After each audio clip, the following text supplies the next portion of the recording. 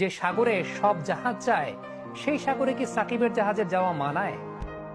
ক্রিকেটের শতবর্ষের রেখায় অনেক বিন্দুর মাঝে লাল সবুজের তো ওই একটাই আমি যে স্থায়ী অমাবস্যার রাতের ওই জ্যোৎস্নার আলো, যে মৃদু হলেও অন্ধকারে পথ দেখিয়েছে বাংলাদেশের ক্রিকেটকে। আমি যে বর্ষার বাতাসে মুকুলিত বসন্ত। আমি ক্রিকেটের পংক্তিমালায় নতুন এক মাত্রা। আমার নাম সাকিব আল হাসান। আমি বাংলাদেশের ক্রিকেটের সূর্যোদয়।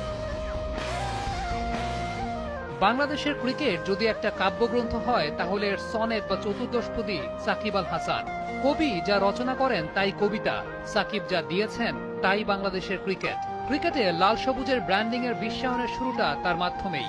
নিজে সমীহ আদায় করেছেন, বিশ্ববাসীকে বাধ্য করেছেন বাংলাদেশকে সমীহ করতে। বিদেশ বিভুঁয়ে ঘুরতে যাওয়া পর্যটক যখন নিজের দেশের পরিচয় দেয়, ওপাশ থেকে লাল সবুজের এই দেশটার বিজ্ঞাপনে তাকেও শুনতে হয় সাকিব আল হাসানের কথা। বংশের তোয়াক্কা না করে খান বা চৌধুরী বংশের কেউ কেউ নিজের সত্যভূমিষ্ঠ শিশুর নাম রাখেন সাকিব আল হাসান। কেউ বা নিজের নাম পরিবর্তন করে নিজেই রাখেন সাকিব। কেউ কেউ এক ঝলক সাকিবের সান্নিধ্য পাওয়ার জন্য বিনিদ্র রজনী যাপন করেছেন। আবার কেউ বা সাকিবের ব্যাটিং দেখবে বলে স্কুল ফাঁকি দিয়ে পিঠে মানচিত্র এঁকেছে। ক্রিকেট বিশ্বে বাংলাদেশের মানচিত্রটাকে দাম বাড়িয়েছে সাকিব। এদেশের তরুণ প্রজন্ম তাকে অনুসরণ করে, অনুকরণ করে। জীবনের শেষ দিন গুনতে থাকা বুড়ো দাদু নাতিকে মাথায় হাত দিয়ে আদর করে বলে, আমার নাতিটা যেন সাকিব আল হাসানের মতো হয়। একটা প্রজন্ম যেখানে নিজের ব্যক্তিত্বকে সাকিবের মতো করে বহিঃপ্রকাশ করতে চায়, সেই সাকিবের তো সবকিছু মানায় না। যে সাগরে সব জাহাজই যায় সেই সাগরে সাকিবের জাহাজ যাওয়াটাও কি মানায়?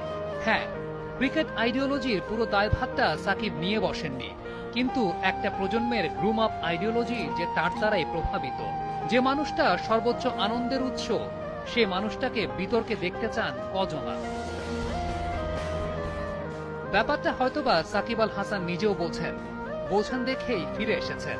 জাহাজটা যে সাগরের দিকে ছুটিয়েছিলেন দক্ষ নাবিকের মতো তা ঘুরিয়েও নিয়েছেন। এই দেশে গর্ব করার মতো অনেক কিছুই আছে, সেই সাথে এই দেশে একটা সাকিব আল হাসানও আছে।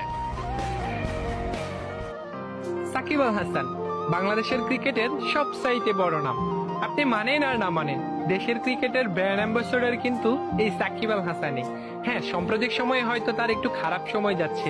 খারাপ সময় বিশ্বের সকল ক্রিকেটারদেরই যায়, তবে সাকিব আল হাসানই একমাত্র ক্রিকেটার যিনি সবচাইতে কম খারাপ সময়ের মধ্যে দিয়ে গেছেন। সব সময় ব্যাট এবং বলে টপ লেভেলের পারফরমেন্স করেছে তিনি। আমি যদি হারিয়ে যাই নীল আকাশের নীলে, তোমরা আমায় খুঁজে নিও সন্ধ্যা তারার